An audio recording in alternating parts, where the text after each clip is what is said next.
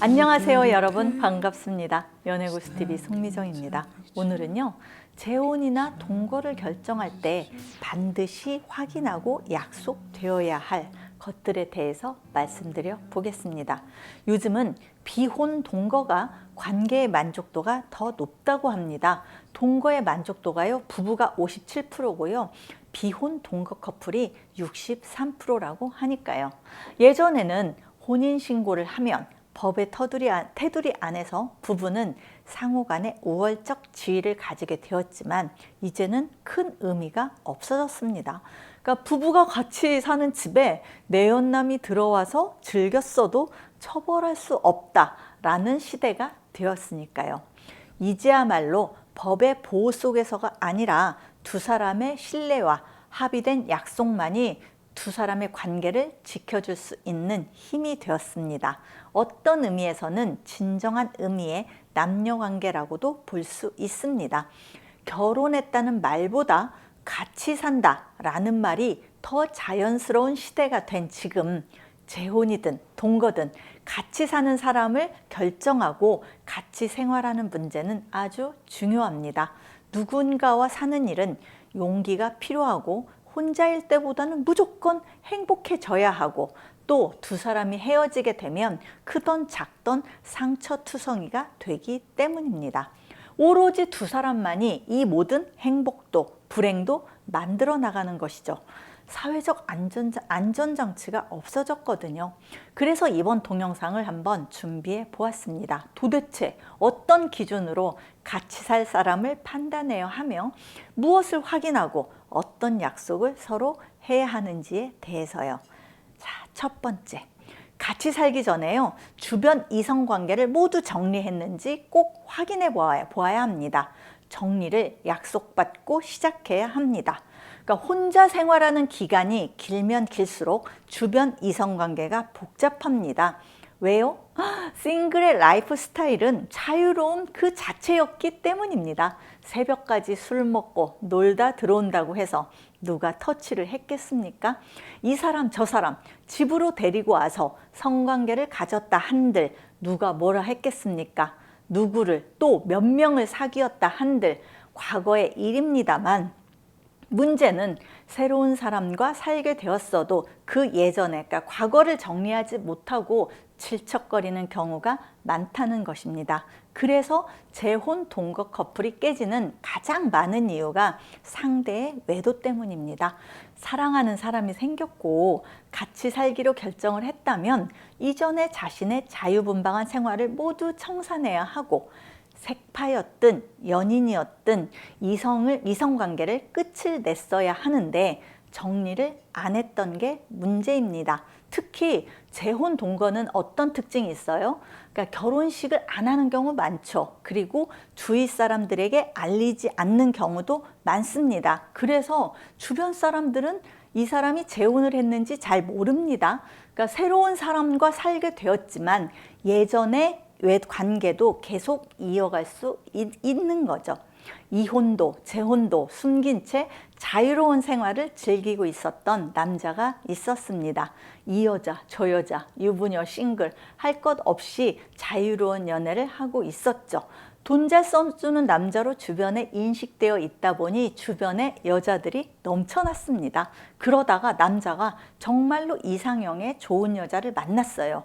그래서 재혼을 결정하고 두 사람이 같이 살기 시작했습니다. 여자는 남자가 이전의 수많은 모임과 주변 여자들을 당연히 정리했겠지라고 생각했지만 남자는 그러지 못했습니다. 그 중에 유독 친했던 유부녀와 결혼 이후에도 만남을 지속했습니다. 정리해야지라고 생각은 하고 있었다는데 남자는 그 유부녀에 대한 미련인지 또 다른 엔조이 대상이 필요했던 것인지 지속적으로 그 유부녀를 만나서 성관계를 맺고 즐기고 다녔습니다.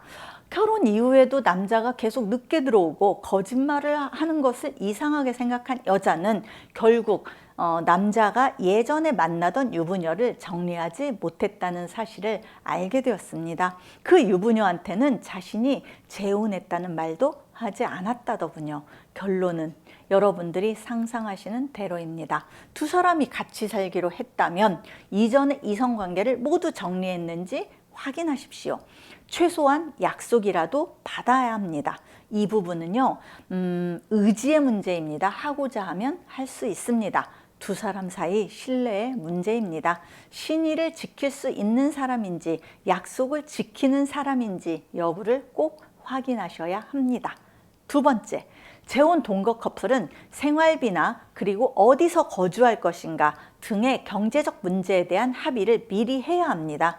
막연하게 이렇게 생각해요. 했어요. 상대가 나보다 잘 사니까 그 사람이 경제적 부분을 책임져 주겠지라고 생각했는데 그 사람은 그럴 의사가 없습니다. 또 상대방 쪽에 집이 있으니까 그 집에서 같이 살면 되겠지라고 생각했는데 그 사람은 그럼 생활비를 전적으로 책임지라고 합니다. 합의가 안 된 거죠. 합의가 안 된 채 각자의 막연한 기대감으로 재혼 동거를 결정할 경우 나타나는 문제입니다. 같이 살 경우에 내가 모든 것을 책임지겠다 라고 생각하는 사람 별로 없습니다. 연애를 할 동안 서로의 경제적 상황에 대해서 정확하게 알고 있는 경우도 별로 없습니다. 재산이 많은 사람은 많아서, 없는 사람은 없어서 상대한테 말하기를 껄끄러워합니다. 그러다 보니 내가 보고 싶은 것만 보고 내 기대 심리를 가지고 상대가 이렇게 해주겠지라고 생각합니다. 그러다 막상 같이 사는데 서로의 기대치에 미치지 못한다라고 생각할 경우에 실망하고 싸우고 사내 못 사내 말이 나오게 됩니다. 그러니까 미리 합의를 한다고 해서 사실 같이 살면서 모두 지켜지기는 어렵습니다만 적어도 큰 틀에서는 이렇게 하자라는 합의를 하시라는 겁니다. 이 합의가 구체적일수록 재혼 동거는 성공합니다. 제 지인은 생활비 통장을 만들어서 서로 같은 금액을 매달 넣고 그 돈에서 생활비와 그러니까 여행 등 두 사람의 공동 경비를 씁니다. 기타 각자 자녀들이 있는데 자녀들에게 들어가는 돈은 알아서 해결하고요. 남자가 여자 집에서 생활하는 대신 남자는 전세금에 해당되는 돈을 여자한테 주었습니다. 여자는 그 돈으로 재테크를 하고 있죠. 돈 문제로 한 번도 싸운 적이 없다고 하더군요. 어떻게 이런 것까지 합의해야 하지? 라고 생각하지 마세요. 한 번 서운한 게 낫습니다. 특히나 돈과 관련된 문제는 명확하게 하고 넘어갈수록 재혼에 성공할 수 있습니다. 세 번째, 자녀가 있을 경우 양육에 대한 문제입니다. 굉장히 많은 경우의 수가 있습니다. 양쪽 다 자녀가 있고 같이 양육해야 하는 경우, 아니면 양쪽 다 있지만 양육은 한쪽만 하는 경우, 한쪽은 자녀가 없고 한쪽만 양육을 하는 경우 등등이 있고, 장성한 자녀인지 어린 자녀인지 등도 고려사항입니다.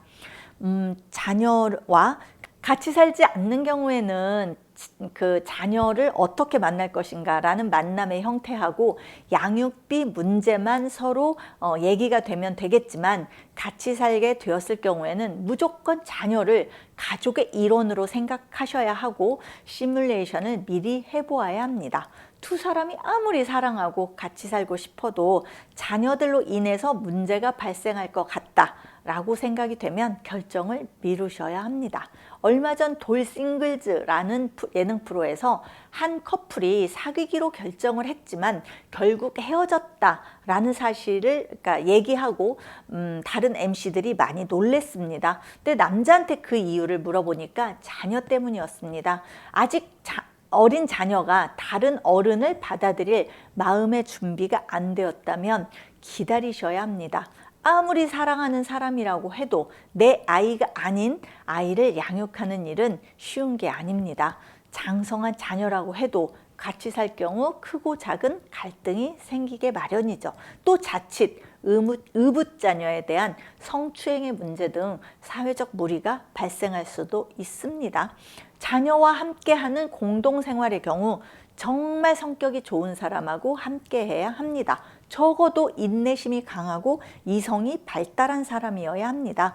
결혼이 깨질 경우 훨씬 더 마음의 상처가 크고 후유증이 오래갈 수밖에 없기 때문입니다. 두 사람 많이 살 경우보다 2배, 3배 결정에 신중하시라는 당부 드립니다. 네 번째, 성격입니다. 내가 감당할 수 있고 인내할 수 있는 성격을 가진 사람인지 판단해야 합니다.